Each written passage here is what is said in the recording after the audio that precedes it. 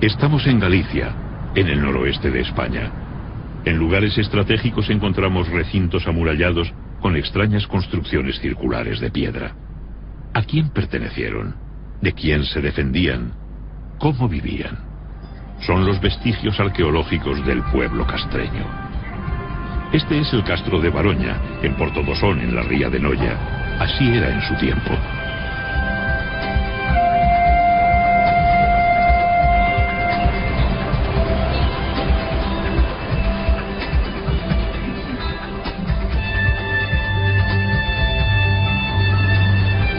Pero antes de sumergirnos en la vida de los castreños, vamos a viajar al pasado remoto. En estas tierras de escabrosas costas y enormes acantilados, el mar fue desde antaño una vía de comunicación entre los pueblos que habitaron el litoral del Océano Atlántico. El hombre del Paleolítico buscó cobijo en cavernas y abrigos naturales. Su vida itinerante de cazador-recolector le permitió sobrevivir en un entorno feraz y lleno de peligros. Su forma de vida conoció un cambio radical con la llegada de la agricultura. Fue entonces cuando comenzó a dejar su huella en el paisaje. En el megalítico, el mar se convirtió en una fuente de contactos. Antes de la edad de los metales, los pueblos de la Europa atlántica fueron los primeros en construir grandes monumentos destinados a perdurar en el tiempo.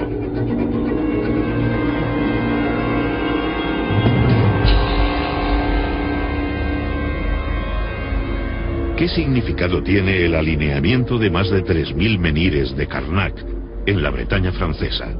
Tardaron varios siglos en erigirlo, alrededor del 3300 a.C. ¿Por qué lo hicieron? En Irlanda, el túmulo funerario de Newgrange es uno de los monumentos megalíticos más importantes de Europa. Se construyó siglos antes que las pirámides de Egipto. Sus muros externos son de cuarcita. El panteón y los menhires que lo rodean están decorados con espirales, círculos y misteriosos trazos en zigzag. ¿Se trataba tan solo de una tumba? Hay estudiosos que lo describen como un enorme observatorio astronómico, al igual que el santuario de Stonehenge, que supuso la extracción, tallado y transporte de enormes bloques de piedra, algunos de hasta 30 toneladas de peso, desde una distancia de 70 kilómetros. Todavía nos preguntamos el porqué de estas titánicas obras, en las que era necesaria la movilización de grandes recursos humanos y económicos, además de una gran capacidad de planificación y organización. En Galicia, las primeras tumbas megalíticas aparecen alrededor del 4500 a.C. Consistían en cámaras funerarias construidas con enormes losas de piedra. Se las conoce como dólmenes. Colocadas verticalmente, las ciclópeas piedras formaban el aposento funerario y un pequeño corredor de acceso. El dolmen se sepultaba formando un túmulo de tierra y piedras. Las mayores losas se tallaban a medida para sellar el enterramiento.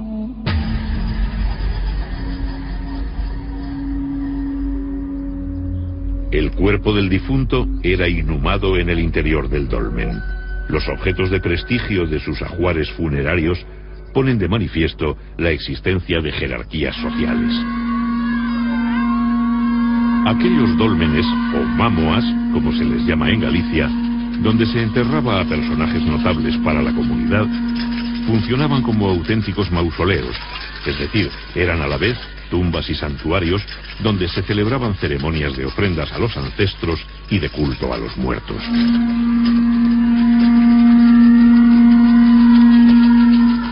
La desintegración de los restos orgánicos por el transcurso del tiempo y la acidez de la tierra dificultan el estudio de estos enterramientos megalíticos.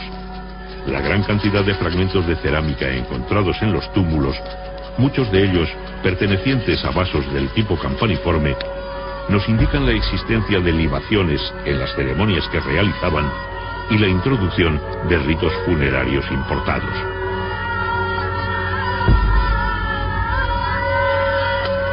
El colosal esfuerzo invertido por estas sociedades del final del Neolítico en la construcción de estos monumentos y su profusa presencia en el paisaje evidencian la importancia que tenían los antepasados y su profunda creencia en el más allá, en la vida después de la muerte.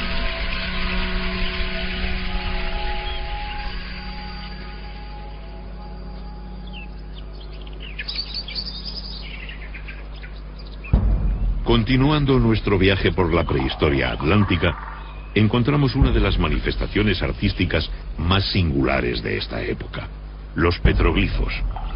El hombre siente la necesidad de plasmar en la piedra aspectos de su vida y sus creencias. Los dibujos se graban por percusión con piedras punzantes de cuarzo o sílex. Los surcos se ensanchan por abrasión. Combinan símbolos de carácter religioso con escenas de la vida cotidiana. Las Rías Bajas gallegas son el principal foco de arte rupestre atlántico, presente también en las Islas Británicas y en la Bretaña francesa.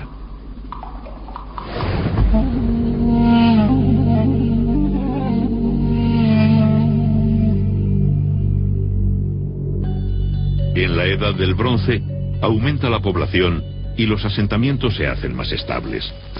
Viven de una agricultura sencilla. La presión sobre el medio natural se acentúa. Talan los campos y queman la vegetación para crear pequeñas parcelas de cultivo, como se sigue haciendo en las regiones menos desarrolladas del planeta. Durante la quema, también cazaban los pequeños animales que huían del fuego. Labraban la tierra con azadas de piedra y de palo para cultivar plantas leguminosas y variedades primitivas de trigo y otros cereales. Cada pocos años tenían que cambiar de lugar.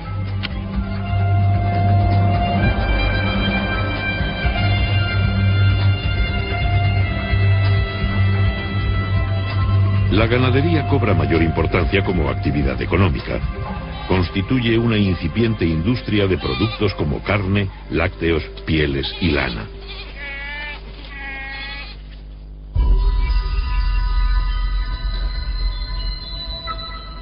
Los asentamientos pasaron de ser meros núcleos familiares a convertirse en aldeas y poblados estables, que más tarde se transformarían en castros como este de Castromao, uno de los más antiguos de Galicia.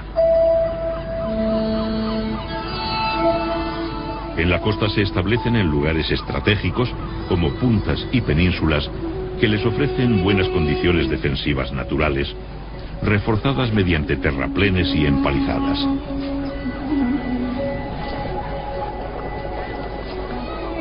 Son de pequeñas dimensiones y están habitados por unas pocas familias. Su ubicación les proporciona el acceso directo a la gran variedad de recursos que les ofrece el mar. Viven principalmente de la pesca, el marisqueo y los cultivos de huerta.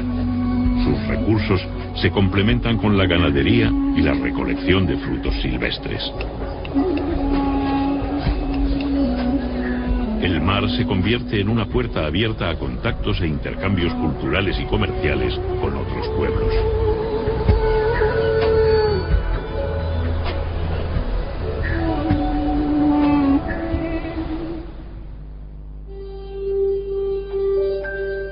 La metalurgia, la mayor innovación tecnológica de la historia de la humanidad, provocó una verdadera revolución, un cambio global. Algunas piezas metálicas se convierten en bienes de prestigio y pasan a ser de gran valor. Los útiles de piedra pulimentada sirvieron de modelo a las nuevas herramientas de bronce. Desde la aparición de la metalurgia, en torno al 2500 a.C., las manufacturas metálicas fueron objeto de intercambio a lo largo de las costas atlánticas y más allá. Un intenso tráfico marítimo unía la península ibérica, las islas británicas y la zona del Canal de la Mancha. Navegaban en embarcaciones construidas con mimbre y revestidas de pieles impermeabilizadas con sebo.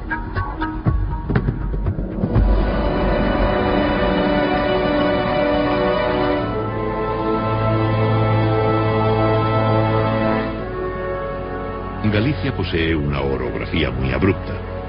Cuenta con numerosos sistemas de monte bajo, mesetas, valles y montañas que se elevan a más de 2000 metros de altitud, con sus laderas tapizadas por una exuberante vegetación de especies de hoja caduca, como hayas, robles y alisos. En las sierras centrales y orientales nacen los numerosos ríos que jalonan su geografía, cauces que descienden desde sus nacimientos en las cumbres y se abren paso esculpiendo el paisaje.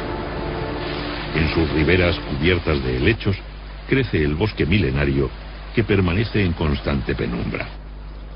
El paisaje se torna misterioso y secreto.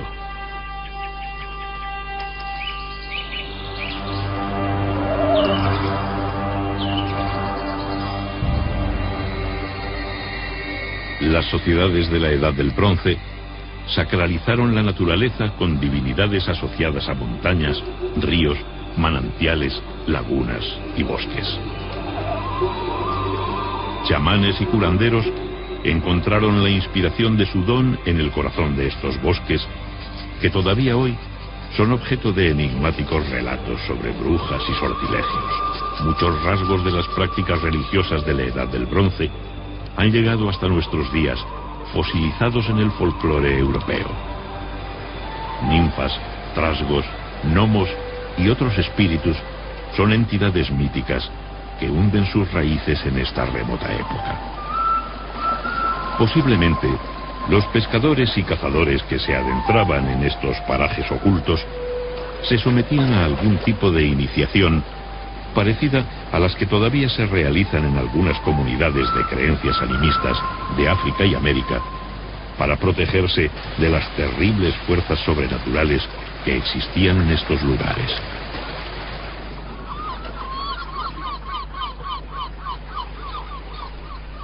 El marisqueo en las costas y rías gallegas es una actividad que se remonta a la noche de los tiempos.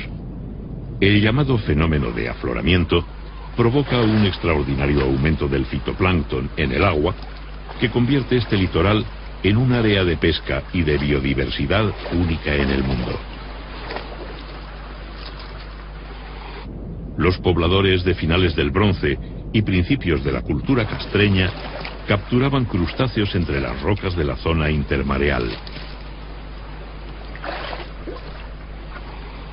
También consumían percebes, mejillones, lapas y caracoles marinos.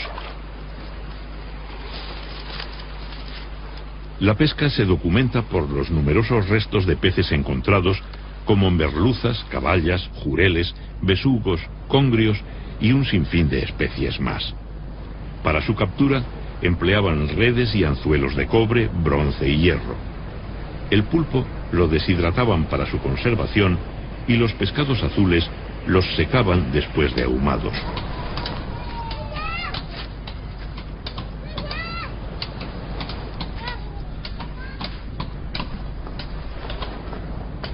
La mayoría de las comunidades castreñas eran autosuficientes para cubrir sus necesidades básicas. Incluso tenían capacidad para producir excedentes. En sus corrales criaban animales domésticos como conejos, cerdos y algunas aves. Las necesidades que no podían satisfacer, como la sal y los minerales destinados a la metalurgia, motivaban constantes trueques con otras aldeas. El curtido de pieles era la base de la industria del cuero. Con ellas confeccionaban todo tipo de accesorios del vestido, correajes y calzado.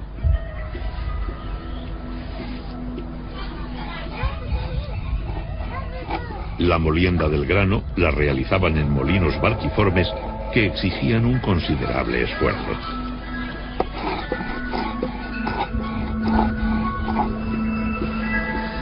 Los poblados eran agrupaciones de familias que compartían gran parte de sus recursos. Muchos de los trabajos relacionados con el sustento se realizaban para toda la comunidad.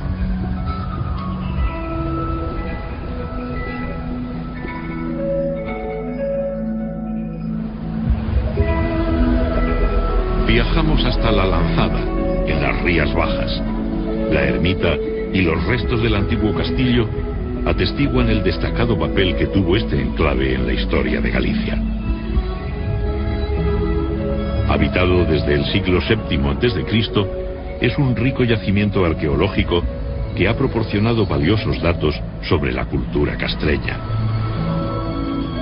Desde sus comienzos, fue un enclave dedicado al comercio marítimo. Aquí arribaban barcos procedentes del sur de la península ibérica, cargados con gran variedad de mercancías. En las inmediaciones de este asentamiento existían vetas de estaño, metal que los mercaderes recibían como pago en sus transacciones comerciales. En nuestras excavaciones arqueológicas en la Lanzada hemos encontrado evidencias materiales de los intercambios comerciales entre fenicios, cartagineses y castreños. Por ejemplo, aquí tenemos restos de ánfora. Las ánforas las traían los fenicios y los cartagineses en barcos que se apostaban aquí en la ensenada de Alanzada, y acompañando estos objetos aparecían también perfumarios, joyas, etcétera, ¿no? En este sentido, Alanzada fue un enclave comercial importantísimo en las relaciones entre el norte y el sur, entre el Atlántico y el Mediterráneo, ¿no? Gracias a esta navegación fenicia que llegaba aquí a Alanzada, ¿no? A finales del Bronce, los fenicios fundaron emporios comerciales en todo el Mediterráneo. Viajaron hasta los confines del mundo conocido, atraídos por la riqueza de las míticas Casitérides, las islas del estaño, que los relatos antiguos situaban en el tenebroso océano, más allá de las columnas de Hércules. Las Casitérides eran para los mediterráneos una especie de Eldorado, un lugar de su geografía mítica que representaba la proverbial abundancia de metales de las tierras atlánticas. Comerciaron con los pueblos atlánticos durante centurias hasta la caída de Cartago en el siglo II a.C. Traían vajillas, joyas, tejidos, conservas, sal y metales. A comienzos del primer milenio a.C., los fenicios ya habían introducido el hierro y el vidrio en los circuitos meridionales del comercio atlántico.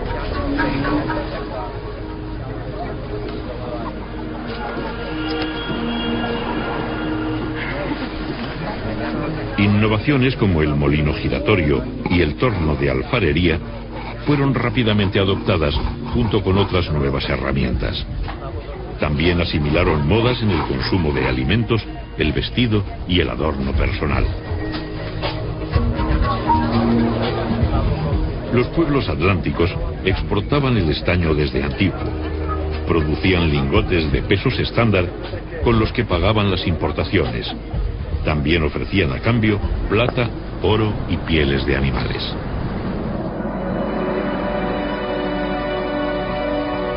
A comienzos de la Edad del Hierro, en los poblados de altura de toda Europa, se construyen defensas y murallas.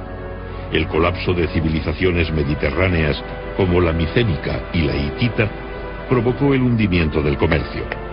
Los metales comenzaron a escasear y se encarecieron. Los poblados tuvieron que fortificarse para defender sus reservas y su producción metalúrgica de los ataques de las bandas de pillaje. En toda Europa se vive un ambiente de mayor actividad bélica.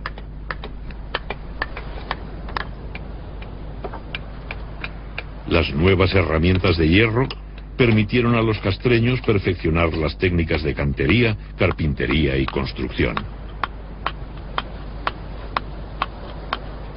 Al mismo tiempo que los poblados se amurallaron convirtiéndose en pequeñas fortalezas, las viviendas de barro se transformaban en casas de piedra.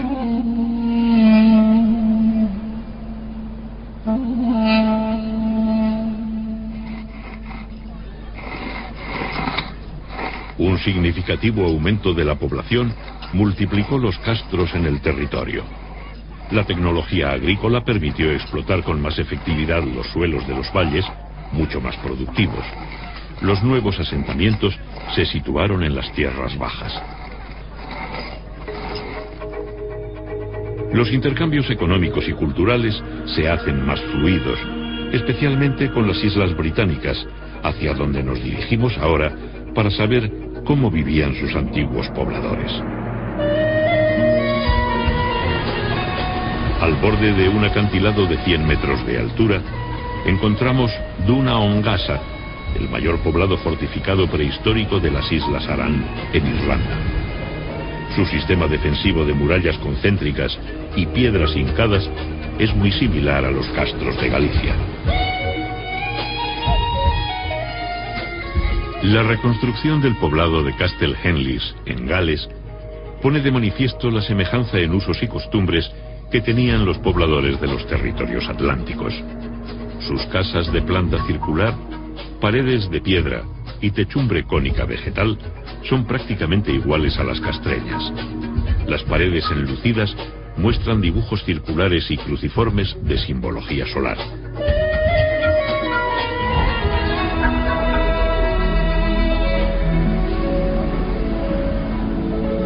En la desembocadura del río Miño, el monte de Santa Tecla alberga uno de los castros más célebres del noroeste de España. Fue construido hacia el siglo I a.C.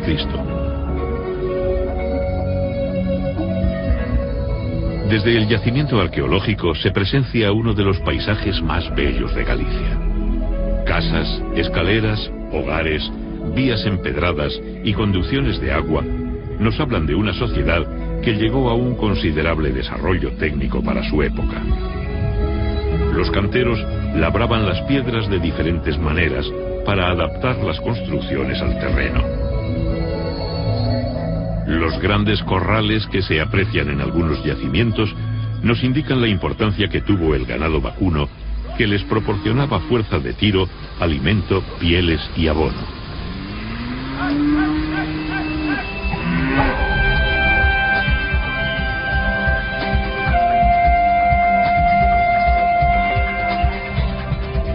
En Galicia, la naturaleza se muestra con toda su fuerza. Las grandes mareas dejan al descubierto bancos de arena, estuarios y playas que favorecen el desarrollo de especies de bivalvos marinos, como almejas, berberechos, ostras, lapas, navajas y vieiras. En las costas de aguas tranquilas y fondos arenosos, las mujeres mariscaban todo tipo de bivalvos que constituían una fuente complementaria de alimentación. El tamaño de las especies documentadas por los arqueólogos está muy por encima de las actuales tallas comerciales. En aquel tiempo no existía la sobreexplotación. Conocemos la dieta de los castreños del litoral gracias a los vertederos de sus poblados, que los científicos llaman concheros por su abundancia en restos de moluscos.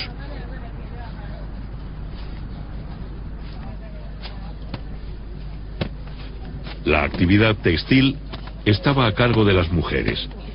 Los numerosos restos de husos y pesas de telar encontrados en las excavaciones revelan que la confección de tejidos era de gran importancia para estas comunidades. El lino y la lana constituían la base de la industria textil, que también incorporó las innovaciones mediterráneas. Telares compuestos y de placas, ruecas y sarillos permitieron perfeccionar la hilatura y el tejido. Del exterior llegaron nuevas influencias en el vestido y adorno personal. El afeitado se pone de moda. Para preservar el grano de la humedad, fabricaban los cabazos de mimbre, que fueron los precursores de los típicos hórreos gallegos.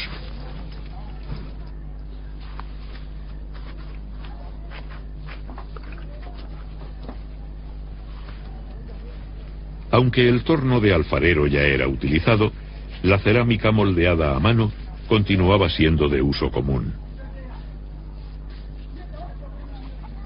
Para su fabricación se elaboraban rulos de arcilla que eran colocados en espiral, creando la forma básica del cacharro.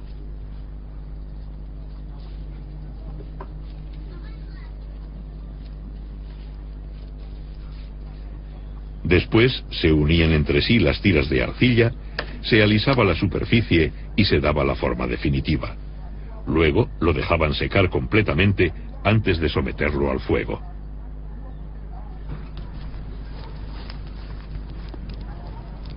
Para cocer las piezas más finas, usaban hornos cerámicos especializados, pero el primitivo horno de hoguera se seguía utilizando habitualmente para la cocción de pequeñas piezas de uso doméstico.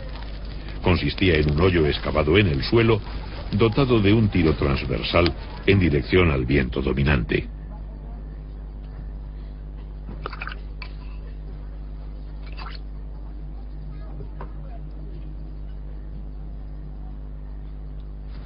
Más tarde, la pira se cubría parcialmente con tierra para concentrar el calor.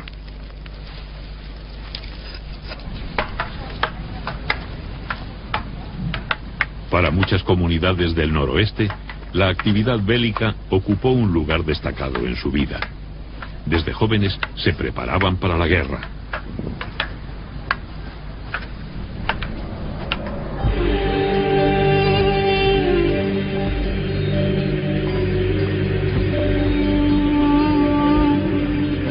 Los castros perfeccionaron su aparato defensivo con una sucesión de fosos y parapetos que rodeaban la muralla. También se reforzaron las defensas en las puertas de acceso con muros y torreones que las flanquean. Estaban construidos para ver y ser vistos.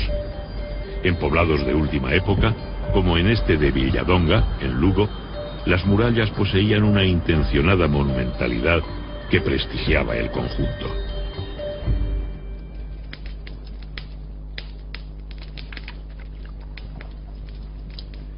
Los forjadores cobran un papel muy importante. La guerra y la defensa de los bienes comunales ante el pillaje les otorgan un estatus especial. De ellos depende la producción y la mejora de las armas. También son importantes por favorecer la expansión de la agricultura gracias a la fabricación de herramientas de labranza.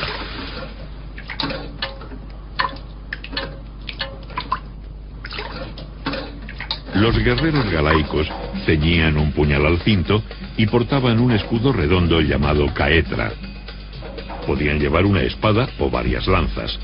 Se protegían con cascos, corazas y grebas y se adornaban con torques, brazaletes y diademas.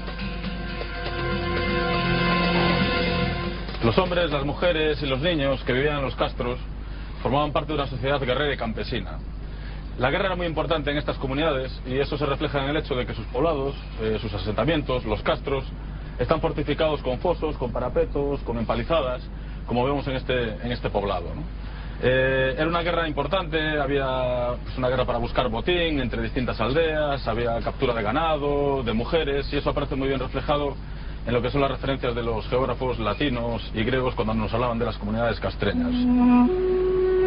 En las sierras de Galicia pastan en libertad caballos de razas autóctonas con rasgos arcaicos. Son descendientes de aquellos que habitaron aquí hace más de 2 milenios.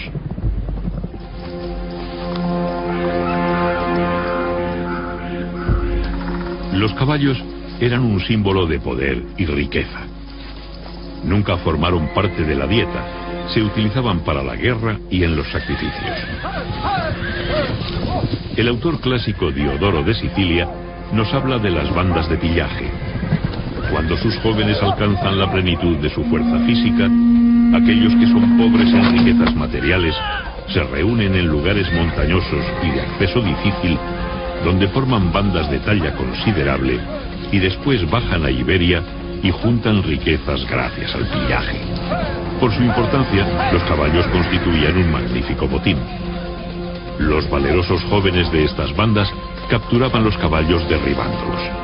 Posiblemente esta forma de atraparlos haya perdurado hasta nuestros días en la popular fiesta de las rápadas vestas, en la que una vez al año bajan los caballos del monte, los apresan y les cortan las crines.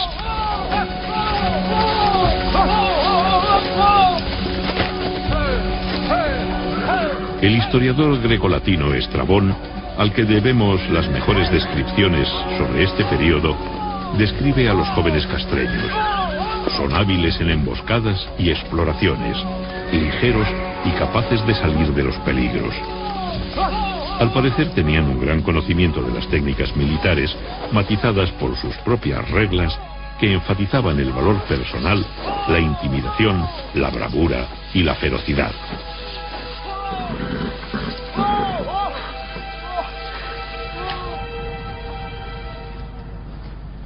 se puede suponer la existencia de ceremonias iniciáticas. Para ser aceptados como guerreros, los jóvenes debían superar una prueba: la caza de algún animal salvaje, como un oso, un lobo o un jabalí, o matar a un enemigo.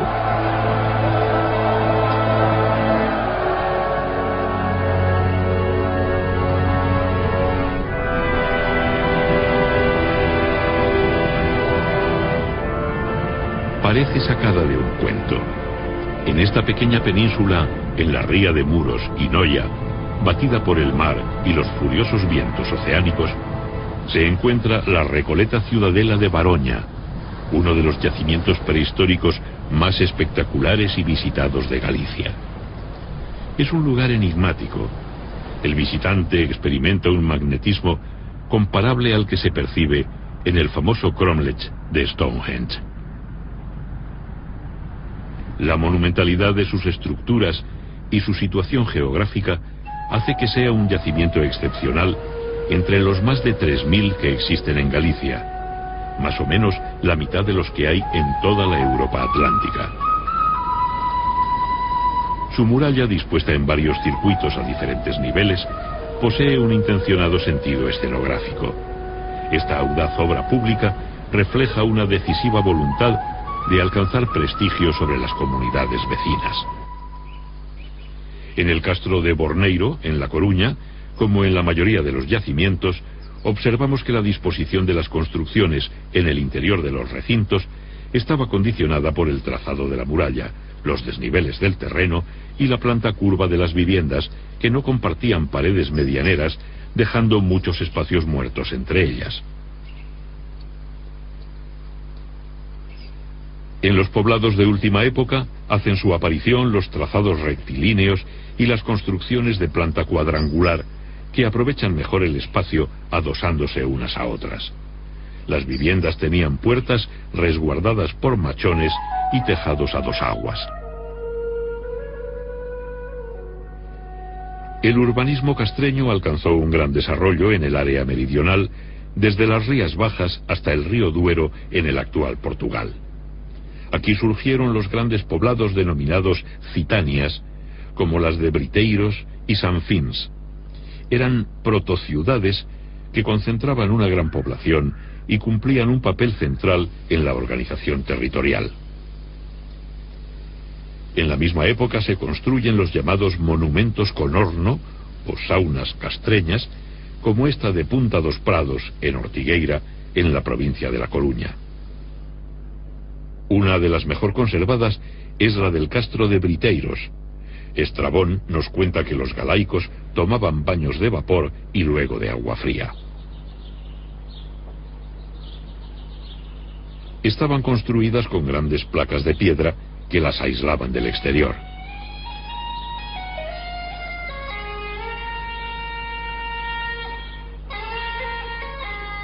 La cámara de vapor se cerraba con la llamada pedra formosa, decorada con rosetas, sogueados, esvásticas, reticulados y entrelazados.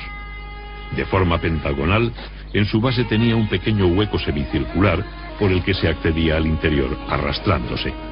De esta forma se evitaba que la fuga de vapor fuera excesiva. La sauna castreña era de planta rectangular parcialmente soterrada, con tejado a dos aguas y dividida en 3 cámaras y un atrio. El agua se canalizaba hacia el interior para ser calentada en contacto con piedras candentes en la cámara del horno. Otro magnífico ejemplo de sauna lo encontramos en Sanfins, también en Portugal. Según algunos autores, la práctica termal castreña tenía un marcado carácter religioso, relacionado con ritos iniciáticos, guerreros y de purificación. Se las llamó pedras formosas por la belleza que poseía la primera que se encontró en Briteiros a finales del siglo XIX.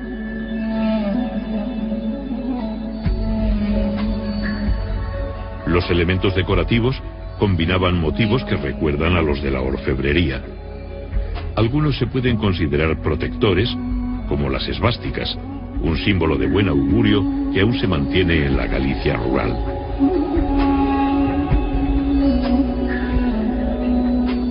Los diseños decorativos castreños son geométricos con un predominio de la línea curva.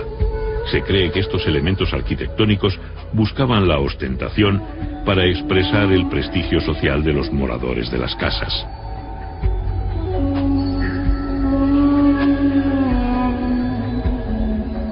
Se conocen una treintena de estatuas de guerreros galaicos. Representan figuras masculinas en pie, en actitud de parada y exhibiendo sus atributos militares.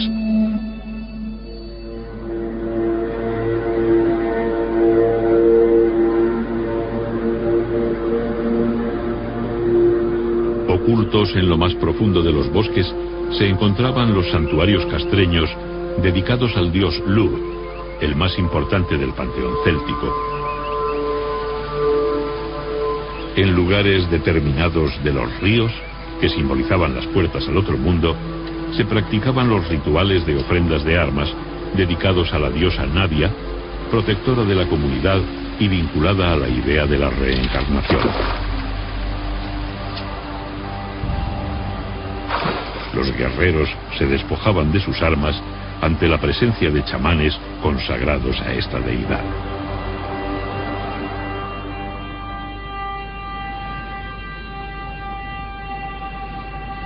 Creían en dioses hacedores del mundo, en divinidades relacionadas con la guerra, el vigor físico y la fuerza, y en deidades relacionadas con la producción y la abundancia.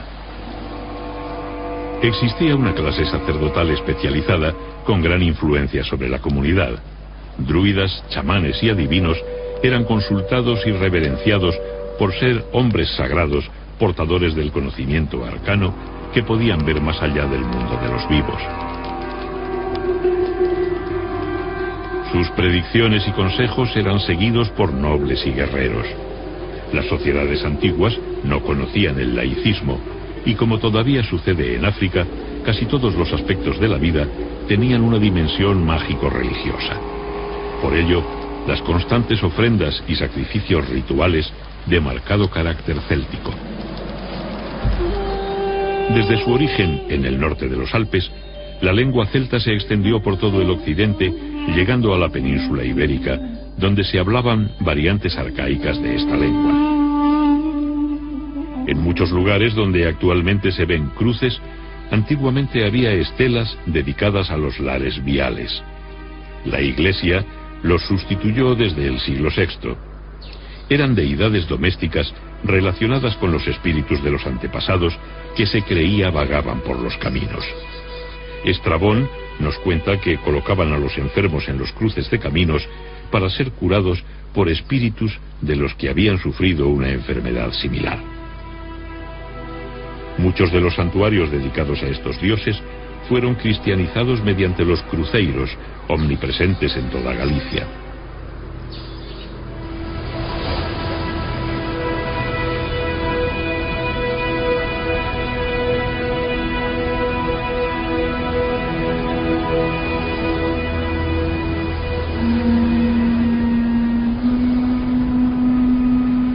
El cuerno fúnebre suena desde lo más alto del acantilado. Un poderoso guerrero ha muerto y va a ser incinerado. Estos farallones que se adentraban en el mar, al igual que las islas, eran considerados territorios limítrofes entre el mundo de lo terrenal y el sobrenatural, situado en un lugar lejano en medio del océano.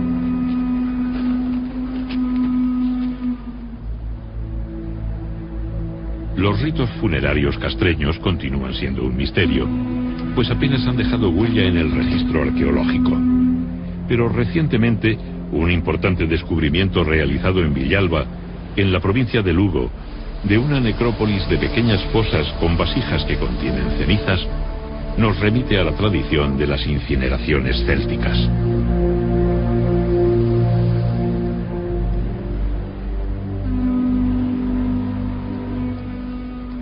El difunto era despojado de sus joyas personales como pulseras, torques y su puñal de antena. El oficiante entregaba sus armas y posesiones al sobrino del finado. En estas tierras del noroeste, tradicionalmente las hijas heredaban de sus madres. Los varones estaban ligados especialmente a su tío materno.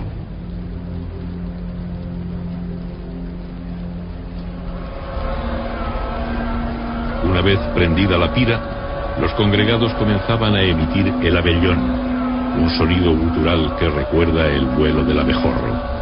Hasta hace pocas décadas se realizaba en algunos velatorios de Galicia. El cuerno sonaba con fuerza para llamar a los espíritus de los antepasados para que acompañasen el alma del difunto más allá de la línea del crepúsculo marino, donde se situaba el paraíso de los celtas.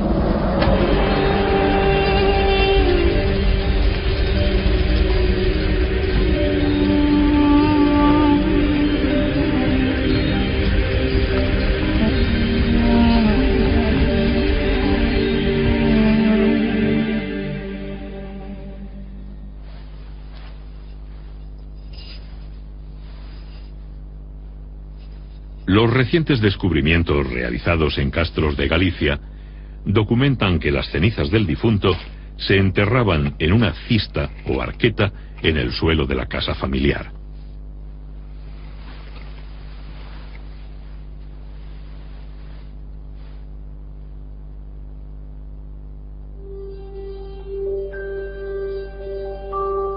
Este carro funerario del Museo Martins Sarmiento de Guimaraes muestra cómo trabajaban el metal desde el tercer milenio antes de Cristo.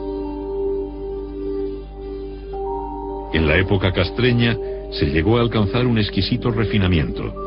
Pulseras, pendientes, brazaletes y torques de oro fusionaban los gustos europeos con las influencias mediterráneas. El tesoro de Caldas, del que una parte se encuentra en el Museo de Pontevedra, está datado en el bronce final. Compuesto por lingotes en anillo, brazaletes, diademas, cuencos ceremoniales y peines de oro, pesaba en total 37 kilos. Todas las piezas se ajustan al sistema de pesos del ciclo fenicio, lo que indica que ya en ese tiempo la orfebrería era objeto de exportación. El castro de San Cibrao de Las, en Orense, es uno de los más grandes y mejor conservados. Vemos conjuntos de viviendas y almacenes que abren sus puertas hacia un patio central enlosado. La independencia social y espacial de estas unidades denota la marcada autonomía económica de cada familia.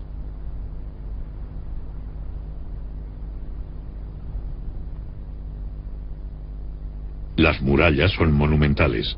Hay calles empedradas, aljibes y canalizaciones. En esta última época se cree que estos poblados se encaminaban a la formación de ciudades-estado. Venimos hablando de celtas, pero ¿existió realmente una nación celta? Hoy en día la teoría más extendida es que los celtas no fueron una raza, ni siquiera un pueblo. Se trató de un flujo lingüístico y cultural con sus orígenes en el norte de los Alpes. Había comunidades que hablaban lenguas del grupo céltico y que compartían panteones e ideologías de tipo indoeuropeo. Lo cierto es que muchos pueblos de la antigua Galicia se llamaban a sí mismos celtas, hablaban dialectos célticos, tenían divinidades de origen celta y fueron identificados por los clásicos como celtas.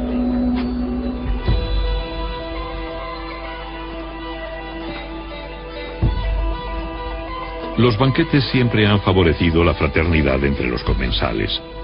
En aquella época, y según el cronista Estrabón, en ocasiones especiales, los jefes castreños de diferentes clanes celebraban banquetes que adquirían un carácter de ritual. El cronista grecolatino nos cuenta que se sentaban en bancos construidos alrededor de las paredes, situándose según edad y dignidad. La comida se la iban pasando en rueda, mientras bebían el escaso vino del que disponían. En sus recetas, en lugar de aceite, empleaban mantequilla. También describe que al final bailaban en círculo al son de la flauta, dando saltos y cayendo de rodillas.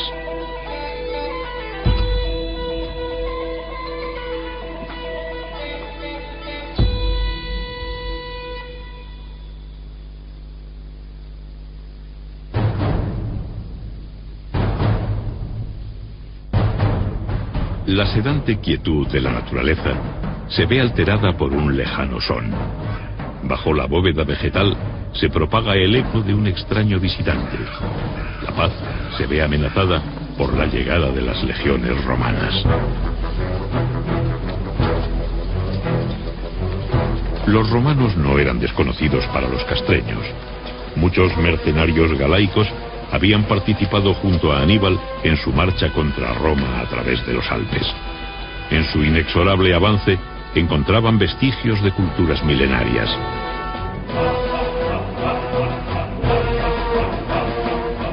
En la comarca del Bierzo, lindando con la actual Galicia, el fantasmal paisaje de las Médulas sobrecoge por su magnitud.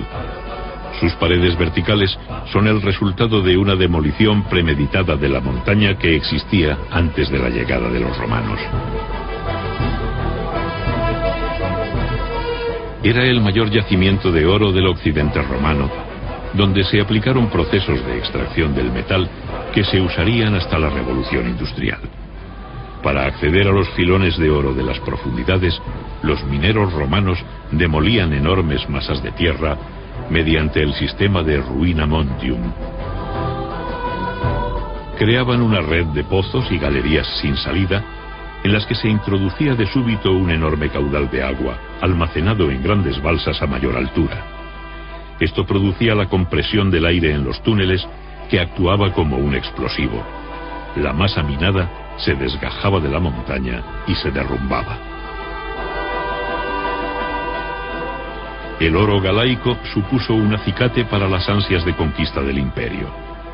Se calcula que en las minas del noroeste los romanos extrajeron unos 200.000 kilos de oro.